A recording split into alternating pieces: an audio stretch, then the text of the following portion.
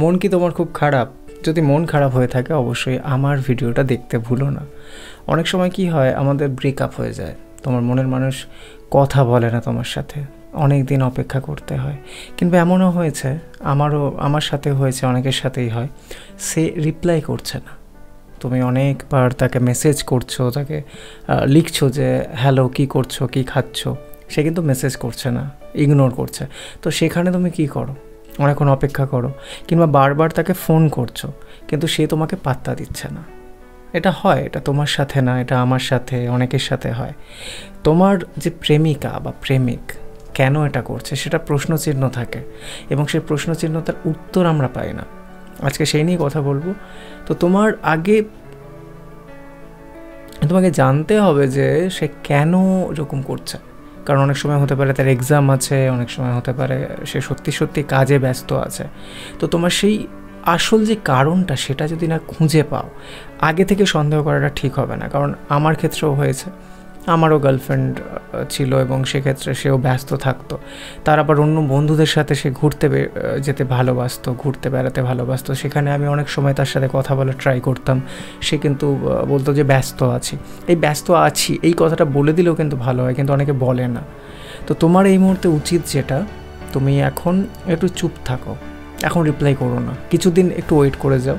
যদি হয় good morning, good night, এরকম ছোটো কিছু মেসেজ করতে পারো। কিন্তু তুমি যদি তাকে বিরক্ত করো যে কেন কথা বলছো না, বারবার যদি মেসেজ করতে থাকো, কল করতে থাকো, তাহলে কিন্তু সে তোমাকে আস্তে আস্তে ইগনোর করতে থাকবে। আর সবচেয়ে ভালো, যদি তুমি সেই বান্ধবীর যদি কোনো ফ্রেন্ডস, মিউচুয়াল ফ্রেন্ড, এরকম যদি কারোর সাথে তুমি চেনো জানো, তার সাথে কথা বলতে পারো যাতে সিচুয়েশানটা কী আছে। কারণ অনেক সময় হয় আমরা অনেক সময় ভুল বোঝাবুঝি থেকে কিন্তু সম্পর্ক নষ্ট হয়।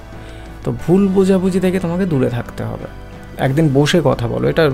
এটা হয় অনেক সময় যে আমরা ফোনে থাকি, শুধু ফোনেই কথা বলি। তুমি অফিস করো কিংবা স্কুলে পড়ো বা কলেজে পড়ো, সেও পড়ে, তাহলে কি হয়, একটা কানেকশানস আমাদের যেটা না, সেটা ডেভেলপ হয় না। অনেক সময় দূরের কেউ থাকে, লং ডিস্টেন্স বলে যেটা। তো সেক্ষেত্রে আমাদের উচিত একটু কথা বলা। কথা যদি বলার সুযোগ না থাকে, দেখা করা। উইকলি হতে পারে সেটা, মান্থলি হতে পারে সেটা। তো তুমি দেখা করো। দেখা করতে গেলে একটা চকলেট, একটা ফুল নিয়ে যাও, ইমপ্রেস, এই ব্যাপারটা দরকার। কারণ তুমি যদি তার সাথে কথা না বলো যে কী প্রবলেম হয়েছে, তুমি কিন্তু সলিউশন পাবে না। তো তুমি আর সে, তোমরা দুজন কিন্তু রিলেশনে আছো। সে আর তুমিই জানো যে তোমাদের মধ্যে কী প্রবলেম হতে পারে, বাইরের লোক কিন্তু কেউ জানতে পারবে না। তো তোমাদের উচিত এখন কথা বলা, আর ওর মেসেজ চেক করা, ও তোমার হোয়াটসঅ্যাপ চেক করছে, এগুলো করো না। কারণ তুমি যদি এই যে চেকিংগুলো করতে থাকি না আমরা, তখন সন্দেহ বেড়ে যায়। সন্দেহ বেড়ে গেলে কিন্তু রিলেশন খুব খারাপ হয়ে যায়। তো তোমাকে আমি বলবো, তুমি ভালো থাকো এবং টেনশন করো না। যদিও ছেড়েও যেতে চায় তো ছেড়ে দিক, সমস্যা নেই। হয়তো কষ্ট হবে ঠিকই, কিন্তু জোর করে তো তুমি থাকতে পারবে না। তো তাই জন্য তোমার উচিত এখন একটু থেমে যাওয়া। 1 নম্বর, তার সাথে বেশি কথা না বলা, কারণ তাকেও মিস করতে দাও। তুমি যদি সারাদিন তার সাথে কথা বলতে থাকো বা তুমি তার পেছনে পড়ে থাকো, সে ক্যাজুয়ালি ব্যাপারটা নিচ্ছে। এবং তুমি যদি স্টপ হয়ে যাও কিছুদিন, তাহলে সে কিন্তু ভাববে যে না, কী হলো, সেখানে মেসেজ করছে না, কল করছিল, ডিস্টার্ব করছিল বা যাই হোক, তার যেটা মেন্টালিটি, সে কিন্তু ওয়েট করে থাকবে, অপেক্ষা করে থাকবে যে কখন একটা মেসেজ আসবে। তো একটু চেপে যাও, ঘন মেসেজ করো না। 1 নম্বর। 2 নম্বর হচ্ছে কোনো ফ্রেন্ডকে দিয়ে একটু যোগাযোগ করার চেষ্টা করতে পারো। অবশ্যই স্পাই লাগিও না, তাহলে আরও হিতে বিপরীত হবে। তার সাথে যোগাযোগ করো যে কী করছে না করছে।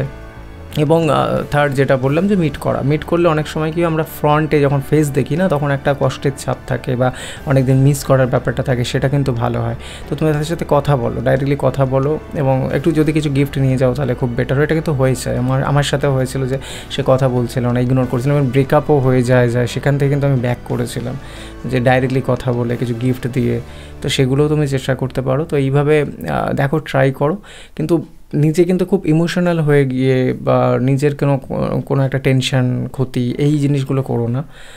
অবশ্যই কথা বলে সলভ করার চেষ্টা করো। অবশ্যই জানিও যদি তোমার এমন সিচুয়েশান থাকে কমেন্টে, যে কী হয়েছিল এবং আমার টিপসগুলো কোনো কাজে লেগেছিল কিনা। যদি তোমার ফ্রেন্ডসদের বা কারোর কোনো লাভ রিলেটেড কোনো প্রবলেম হয় বা এখন রিলেশনের কোনো সমস্যা হচ্ছে, অবশ্যই আমাকে কমেন্ট করে জানাতে পারো। আর চ্যানেলটা সাবস্ক্রাইব করতে কিন্তু ভুলবেন না।